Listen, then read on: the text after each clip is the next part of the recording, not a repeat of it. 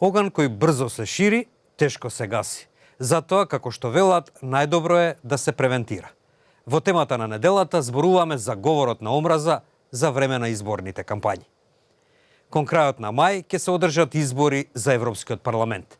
Тие, како што велат посматрачите, се многу важни за идните текови во Европа со оглед на подемот на популистичките, крајно десничарски и националистички партии. Како една од мамките за привлекување на гласачите, некои од нив го користат говорот на омраза, што го шират главно преку социјалните медиуми. Amnesty International реши да ги следи. Организацијата за човекови права Amnesty International започна проект за следење на говорот на омраза, што го користат граѓаните и политичарите на социјалните медиуми во периодот пред изборите во Европската Унија, што треба да се одржат кон крајот на мај. Формирана е работна група од околу 100 активисти кои ги следат дискусиите преку интернет и алгоритмите за проверка на јавните Facebook постови и твитови на политичарите кои се кандидираат за Европскиот парламент. Директорот на Amnesty International Италија, Джани Руфини, деновиве на пресконференција во Рим изјави дека дискриминацијата во социјалните медиуми постојано се зголемува во последниве месеци. При тоа тој рече дека станува збор за систематско користење на изрази на омраза, навреда, насилно дискриминаторски декларации, како и на тоа дека некои групи, како мигрантите и ромите, се користат како жртвено јагне за тешкотиите во едно општество.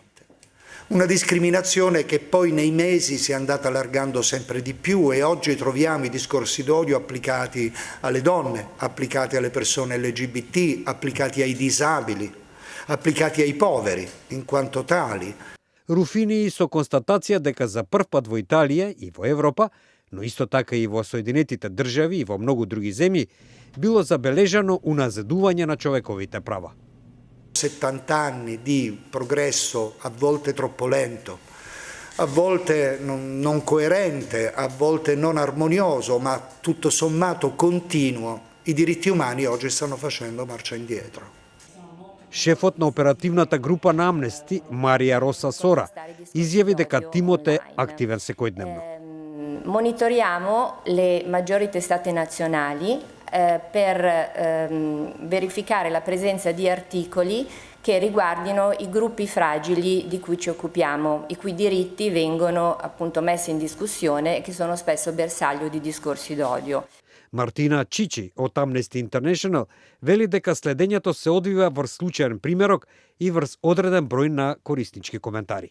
Vengono raccolti tutti i contenuti pubblicati dai candidati monitorati sui loro account. Nel caso di Facebook parliamo di pagine pubbliche, non di profili personali, e sui loro account Twitter. Per quanto riguarda gli utenti generici invece, lì l'algoritmo pesca in modo randomico. Amnesty International ќе ги објави податоците пред изборите во мај, но во оби да бидат непартиски, ќе ги објават имињата на политичарите кои користеле говор на омраза по изборите.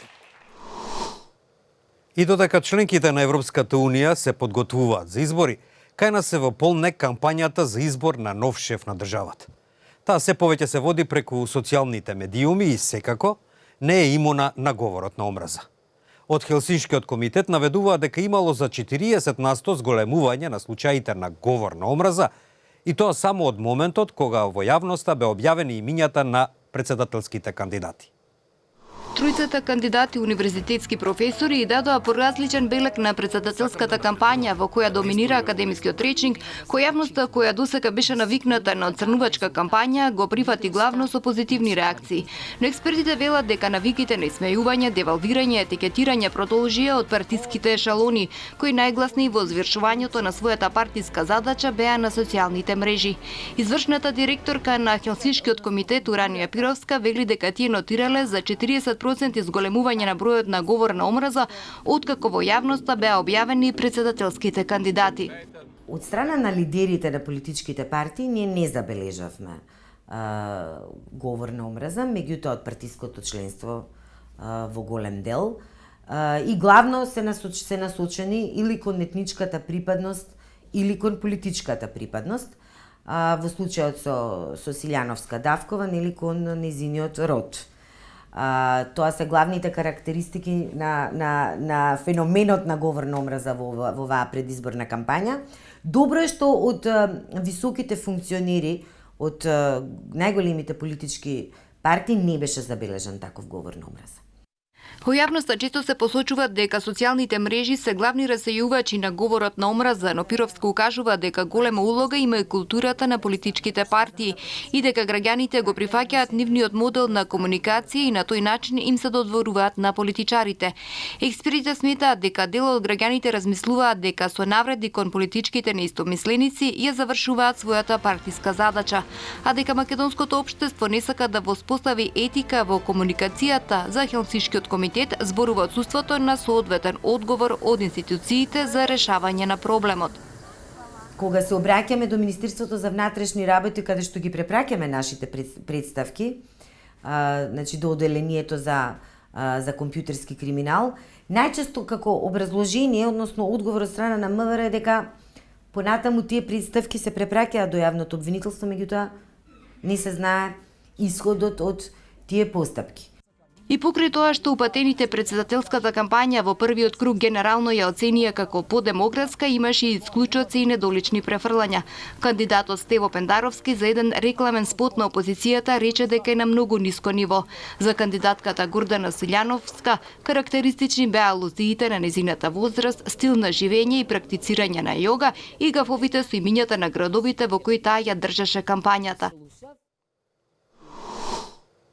Нашите Facebook, Twitter и YouTube постојано се отворени за вашите коментари и мислења во врска со говорот на омраза за време на изборните кампањи.